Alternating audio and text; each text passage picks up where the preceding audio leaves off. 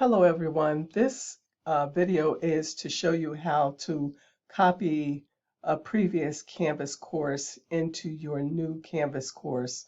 If you've taught before and you need to copy your previous semester's course into Canvas, these instructions will show you how.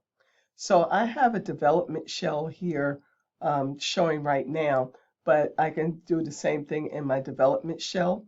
All I need to do is click on Settings. And to copy a course, I want to import course content. I don't want to use copy this course. I want to use import course content. And then under the content type, I want to select copy a Canvas course. And then I'm going to search for a course.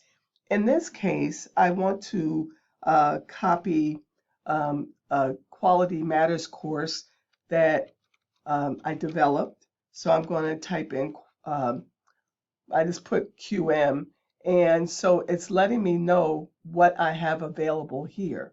And so I'm going to choose the Quality Matters Basic Introduction. I also have the option of how much content I want to enter into this course, either all content or select specific content.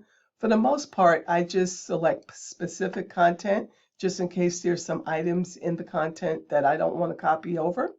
And then I click import. All I need to do is select content when this comes up, and it's going to give me the information that I need, and the things that I may want to select. In this case, I'm going to select all the content, and so I'm going to put the check mark. But if you didn't want to select, for example, the course settings and you wanted to change the course settings or the syllabus body, then you don't have to select that. In this case, for the purposes of this training, I selected everything and I click select content. It goes into queue. It runs.